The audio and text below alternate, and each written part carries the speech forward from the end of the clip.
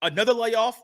No problem. The Buckeyes take care of Maryland on Sunday afternoon. Justin Ahrens makes an interesting statement about his shooting struggles and has the Ohio State basketball team peaked? All that and more right here on Locked On Buckeyes.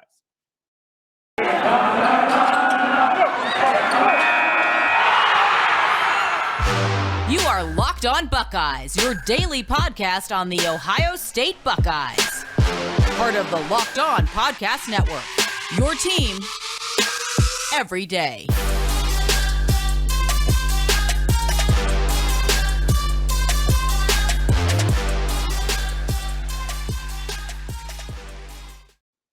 What is up, Buckeye fans? Welcome back to another episode of Locked On Buckeyes, part of Locked On Podcast Network. I'm your host, Jay Stevens, also the host of the Jay Stevens Podcast. It is Monday, February 7th in the year 2022, and today's episode is brought to you by Bet Online. Bet Online has you covered this season with more props, odds, and lines than ever before. Bet Online, where the game starts. And I also want to thank every person out there for making Locked On Buckeyes their first listen of every single day. After another unexpected layoff, the Buckeyes, you may think, were going to have some rust on Sunday afternoon. Maybe they would not be as crisp on the offensive end. Maybe defensively, they would be a little sluggish. That was not the case. There were some dull moments and some down moments, but throughout most of the game, the Ohio State Buckeyes played like the better team, and they extended their undefeated streak 10-0 at home during the 2021-2022 season. When this team is hitting on all cylinders, and we saw that throughout portions of this game on Sunday, they're really hard to stop. There aren't many teams in college basketball that can beat Ohio State when they're playing like they did on Sunday. EJ Liddell, that is, led the way with 24 points and 11 rebounds, also had 5 assists of his own. But it wasn't just Liddell. There was contributions from every person that touched the court. Jamari Wheeler, he reminds me of that kid on the playground that never runs out of energy. You know, you're playing on the playground after school, you and your buddies, you and your boys, and all of a sudden there's that little kid that comes over, and he always has all the energy. I mean, he never stops moving. He never stops running. You think you have a fast break, easy layup. The next thing you know, he comes up, pickpockets you. He last points in your face, and he's like, thank you for that. And you're like, where did you come from? What's happening? You were nowhere to be found, and all of a sudden, you're right in my hip pocket. And that's how Jamari Wheeler is when he plays basketball. Not just on Sunday, but throughout every time while I watch him play basketball. Throughout every single game, there are moments you look at Jamari Wheeler and you're like, how does he have energy to do that? How does he have the mental capacity and the wherewithal to stay mentally engaged, physically engaged, and to make sure that no matter who has the ball, if there's a way for him to pickpocket you, he's going to get that done. That's what Jamari Wheeler is to me with this team, and that's kind of infectious. Once again, for back-to-back games, Meechie Johnson was in the starting lineup. Justin Ahrens was on the second unit today, and I do think this is a move that injuries kind of have not injuries caused it, but it may have been something similar to last year when C.J. Walker came back from his injury, and C.J. Walker was eventually the sixth man. This was not an injury causation. This wasn't something that an injury caused, trying to use a different word. I think I butchered it. This was more Chris Holtman realizing maybe my first unit is better with Meechie starting and then having Justin Ahrens with the second unit. The interesting thing we were all thinking was at this point in the season, you're going to have Justice Suing back. I don't even know if he'll play at all this season, but you don't have him. But Chris Holtman is continuing to roll, continuing to adjust to what is right in front of him. Liddell had 24 and 11. Jamari Wheeler had 8 points, 2 rebounds, 4 assists. I'm surprised he didn't have any steals. I know he knocked the ball out of a guy's cans a couple times, but the ball eventually went to somebody else. Zed Key was bigger early. He had 6 points within the first 4 minutes, and he kind of set the tone. And throughout this game, I noticed it. He's banging with these guys down low. I mean, Maryland's big man was not some slouch, was not some guy that was small, but Zed Key is really utilizing his frame, utilizing his derriere, as some people may call that portion of your body, and he's utilizing his broad shoulders to make sure that he is getting positioned down low, to make sure that he is making sure that he is sealing you off. And when you might try to force him a little bit more than he might think you're going to, he'll back right into you really, really strong, and he'll get better position. 2 points going the other way. 14 points for Zed Key, 7 rebounds in the game. And one thing that I saw when I was looking at the stat sheet at the end of the game was Ohio State shot 50+% from the field and 40+% from three. That has happened 5 times this season. This is the third Big Ten game that has happened at, and this is the 4th time that has happened while the Buckeyes have been at home. The previous times the Buckeyes scored or had 50+%, shot 50+% from the field and 40+% from the three-point line. 4 of those 5 times, Ohio State scored at least 80 points. The other time was on the road against Penn State. They won that game. They only scored 76 points. And so this team is not one. I've heard some people say that Ohio State's a really good three-point shooting team. I don't know what Ohio State team they're watching or they're looking at or what clips they're getting. This team is not one of those high-efficiency teams for the three-point line. That's not a problem. That's just how the makeup is of this team.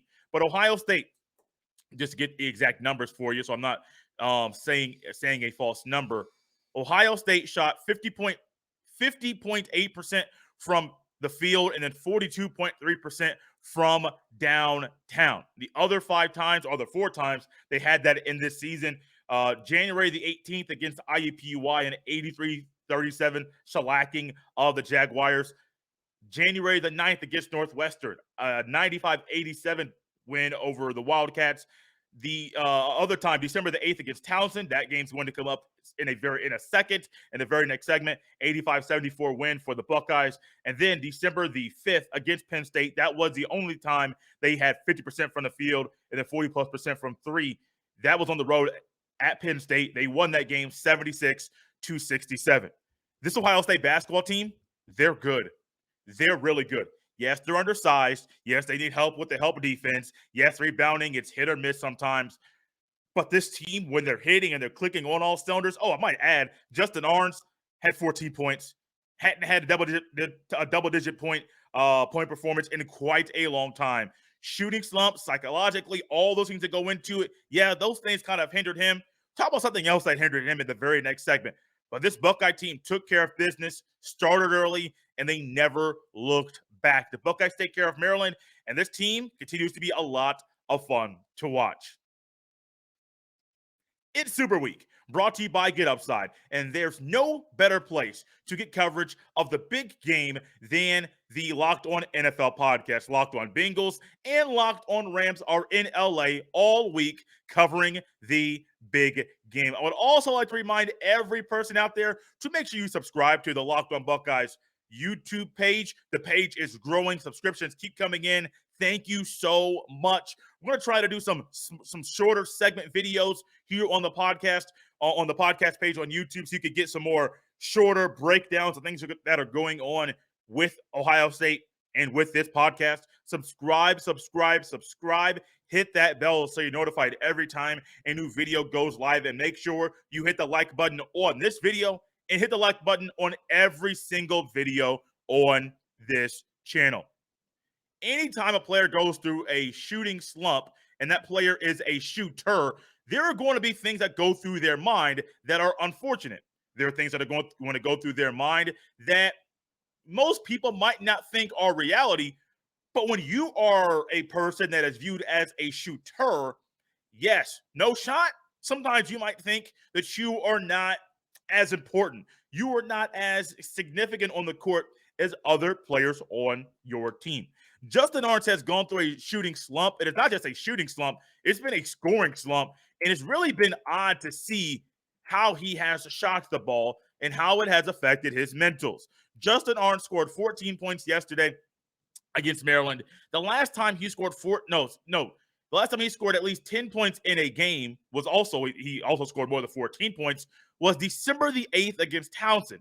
He only has 4 games this season where he has scored at least 10 points. He had 17 points against Seton Hall. That was a neutral site game. I believe that was in Florida. And then he also had 11 points against Bowling Green State. That was the 3rd game of the season on November the 15th. As a shooter, Justin Ahrens, he knows how important his shot is. He knows how important it is for him to be somebody that not only Chris Holtmann, the assistant coaches, but also his players can rely on. When the ball is in his hand, he's going to rise up, lock and load, and put that thing down. Justin Ahrens yesterday, he ended up shooting 57% from three, but for the previous games, it was bad. 25%, 20%, 20%, 25%, 25%.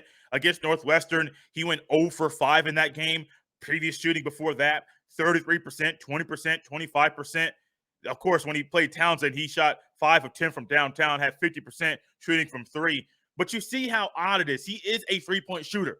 He is a three-point shooter that is a lefty. These are things that are niche things. These are things that are ways that you can attack a defense in a very special way. But also sometimes when you go through those shooting slumps, your mindset's going to be a little off. And you may think things that might not be reality, but to you they are based off maybe a few things you've seen out of the 1,000, 2,000, or 3,000 things that have been said about your shooting woes. Here is something Justin Ahrens said in the post-game press conference, and something that he said might pop out to you. Here's exactly word for word a little quote from Ahrens in the post-game press conference. Quote, obviously, I'm a shooter. So when I'm not making shots, I feel like I'm almost useless out there.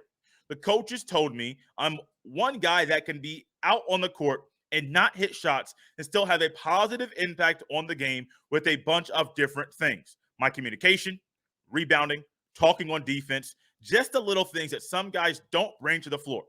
Just staying with it each and every day was the main thing for me to get through that stretch. It's frustrating because it feels like the whole fan base is against you when you're not doing what you're supposed to be doing. But for me, it was just one day at a time, just being an everyday guy like I've been all 4 years here. I find that odd. I find that strange. And I find that maybe that he, as a youngster, is reading too many articles or is on the Twitter way too much. Honestly, I don't know many beat writers that would say he's unimportant. I mean, I've talked to a few. I might try to get Adam Jardy back on the podcast here really soon. But I don't know many people out there that would say that Justin Ahrens is letting the fan base down or that Justin Ahrens is not a big piece of this team. I still think, yes, there are deficiencies out there when he's on the court. That is true. Now, if he's not hitting a shot, there are legitimate deficiencies that are out there. You can't hide that. The film's going to say exactly, it's going to confirm exactly what I just said. But to say that he's letting the fan base down, what are people saying on Twitter, on Instagram, on these message boards? I have no idea. I have access to one. I have not even checked it in months. I'm not even going to say which one it is because it's irrelevant. I don't think that message boards are healthy, not for players, coaches, or even fans alike. I don't think it's healthy at all. I think that culture that is there has been around for years. It's not something that's new. Message boards have been around since the early 2000s. I was at a game at one point, and the guy was like, hey, you ever heard of this? I was like, man, I haven't heard of that message board in years. I thought that was gone. But message boards have been around for a very long time. Companies that make money off of allowing people to pay to be a part of message boards, and it's a great way to have a business. I mean, great. But I wonder what he's hearing. I wonder what people around him at school are saying. I wonder what maybe people in his family, hopefully not in his family, but maybe people in his family are saying certain things. I have never, ever thought that it would be that bad, but I'm also not a shooter. Now, when I play pickup basketball, I am a guy that was more shoot the three-point shot, and then play some defense. I'm not a prolific or an elite shooter like Justin Ahrens. There's a lot of times that I'll play basketball back when I played every single week. This was 4 or 5 years ago. My guy, Robert Salazar, he ended up being on the team, and Robert was a guy, he's a shooter. I mean, he's going to run off picks. He's going to find ways to break it down. He is a shooter. That is what Robert Salazar is. So with Robert Salazar being a shooter, yeah, he's going to get the ball. And if I'm on his team, I'm giving Robert the ball. Yes, there were times that when he was in a shooting slump, he would get a little frustrated. But we're playing pickup basketball after church on a Wednesday. We are playing pickup basketball, maybe 10, 12, 13 guys. Of course, if you win, you stay on the court. If you lose, next 3 or 4, maybe even 5 guys may come on, rotate that way. That's just the way things are. It's not that you have to go into a press conference after a game and talk about what happened. It's not that you have to listen to maybe sports talk radio or listen to podcasts, or maybe you even may read some articles or look at the newspaper if people still do that thing. It's nothing like that. But I wonder how long has this thought been in his head? And then also couple that with, I hope he never thinks that again. Because I think Justin Ahrens, he is a big piece of this team. I think that Justin Ahrens is a player on this team that Ohio State desperately needs if they want to make a deep tournament run. We'll talk about more about what I think about this team going deep into the tournament. It's something that might derail them down the road. Not trying to be a negative Nancy, but I do think they have the possibility to go deep, currently constructed. I also have the idea that they may be out in the first round, currently constructed. And so we'll talk about all that stuff down the road. But for what I do know for right now, Ohio State needs Justin Ahrens' shot. Ohio State plays Rutgers coming up in the Jersey Mike Arena, whatever that new name is. Go back to the RAC. The old names are great. And I do think that in that game against Michigan coming up on Saturday, the rest of the games coming up in this month, may have to squeeze in a Nebraska game and an Iowa game that were postponed.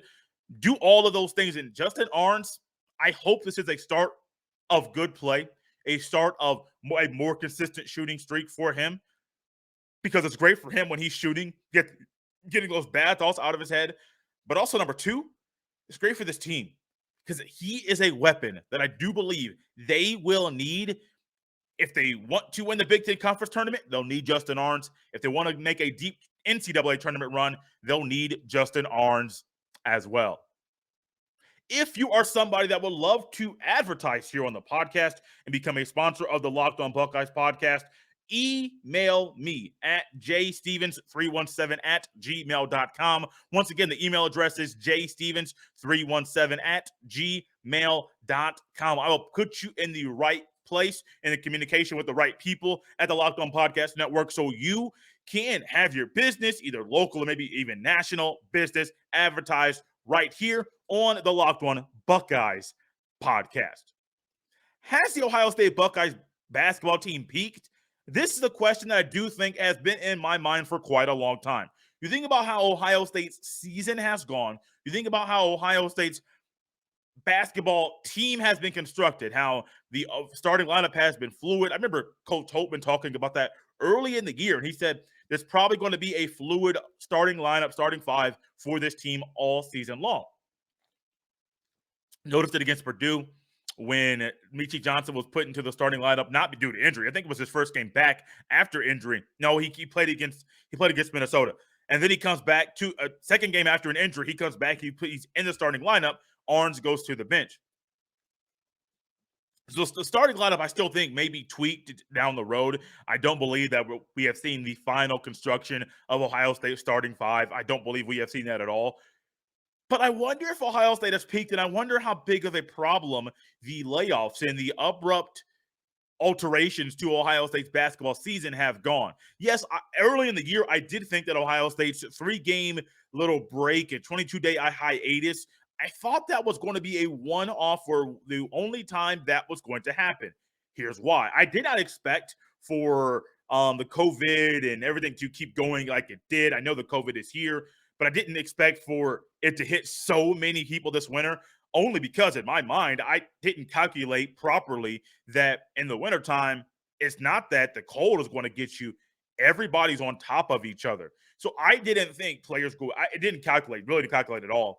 Players going home to their families, their friends over winter break. You come back to your teammates. You don't know what's going to be at home. You have no idea what your teammates have been around. So it makes sense why the Nebraska game, based off the winter break and getting at the campus, why that happened at that time. But then you have the postponement of another game due to weather and just travel issues. This has just been a weird season. Then you're going to add in the injury issues that Ohio State currently has. Not only has Seth Towns been injured, you also had Justice Suing, who have not played at all. I think Towns has missed every game. I think Suing played one or two, and then he hasn't played the rest of the season. You had Eugene Brown III, who missed Sunday's game. You had Michi Johnson, who had a facial fracture and concussion, who missed a few games. You had Jamari Wheeler, who I believe missed the Minnesota game. And so you have a lot of guys that are injured in and out of the lineup. And then you think about where we are currently right now, with it being February. Let me get my calendar out. With it being February, and you look to see how many games the Buckeyes have left. They have a game Wednesday. They have a game that's coming Saturday. And then the rest of the year, they have 2 games. Actually, they have 1 game coming up the final full week of February, which is kind of odd to me. But this is normally when a coach like Tom Izzo, Michigan State, when everybody looks at them and says, "Oh, Izzo kills you in February, and then in March you don't want to play the Spartans." Well, I'm looking at this team and I'm thinking this may be the best that it gets. Because if you insert a player in Sewing or even Towns into the rotation, maybe not starting, but into the rotation, well, that's going to mess up your chemistry. This is the right time. You want your chemistry to be the best. You want to peak about at this time and allow this to sustain you through the rest of the season, into the conference tournament, into March Madness. That's what you want. The thing about this season is, I don't know if Ohio State basketball gets any better. Do they have issues rebounding consistently? Absolutely. Are they a big team where they can compete with the Kofi Coburns and the other massive humans in college basketball? They are not that. They do not have the size. Yes, they have Joey Brunk, but Joey Brunk is limited. He did have a nice move in the post yesterday, which really surprised me. Almost got me off of my couch with how well that move was. But I think this Ohio State basketball team has peaked. But as they've peaked, it's not a bad thing. They're still a really good basketball team, a really talented basketball team that even without 2 guys that would normally be in the rotation, they are going to be a team that nobody wants to play in the postseason. They have EJ Liddell. They have Malachi Branham, who can kill you in numerous ways, either getting to the bucket in the mid-range, which is deadly, or with a 3-point shot. You have Michi Johnson, who can be sometimes sporadic. It seems like he dribbles the ball off his foot at least once a game. But even though you think about all of those things with the basketball team, you have Jamari Wheeler, who has played a lot of basketball. You have Justin Ahrens, who I think his shot will be more consistent going forward. You have Zed Key, who can be a force down low. You have Kyle Young, who has played a lot of basketball, who is a little versatile. You have Joey Brunk, who has played better of late, played in a way that I did not expect from him at this point in the season. You have so many pieces. And so if they've peaked, that's fine. I don't think the expectations for this team were super high going into the year. Anyway, based off the current construction of the team and based off how good the Big Ten Conference is. I talked about the potential Big Three that Ohio State could have. I don't think that Big Three is going to happen. Even if Justice Sewing comes back, I don't think he'll be inserted into the starting lineup or even utilized as the 2011-2012 Thunder, as they used James Harden off the bench. And then you had Russell Westbrook and Kevin Durant, who were starting on the starting 5 for that Thunder team, which lost at the NBA Finals. Many of you love this because they lost to LeBron James and the Miami Heat. So if this team has peaked, which I think they have, this is a good basketball team. This is a team that Rutgers may have problems with. Michigan should lose to Indiana on the 19th. They could have problems with them. Minnesota, once again, that's going to be a game that I'm going to be watching. Minnesota is a good basketball team, but still has some issues there. Illinois, you have to go to Illinois on the 24th of February. Illinois faces they have problems for you as well. Andre Cabello, Trent Frazier, and then Kofi Coburn. That's a 3-headed monster that nobody wants to face. But I think Ohio State has the dogs and the players to make that a game. They play Maryland once again on the 27th of February, and then towards the end of the season, Michigan State, they play March the 3rd, and then Michigan once again at the end of the season. Ohio State has the dogs to beat everybody on that schedule. I went through the rest of the schedule on purpose just to talk about how Ohio State, if they've peaked, they can make some noise throughout the rest of the regular season, conference tournament, and the March Madness NCAA tournament. They can make some noise. I was skeptical about this team going into the season.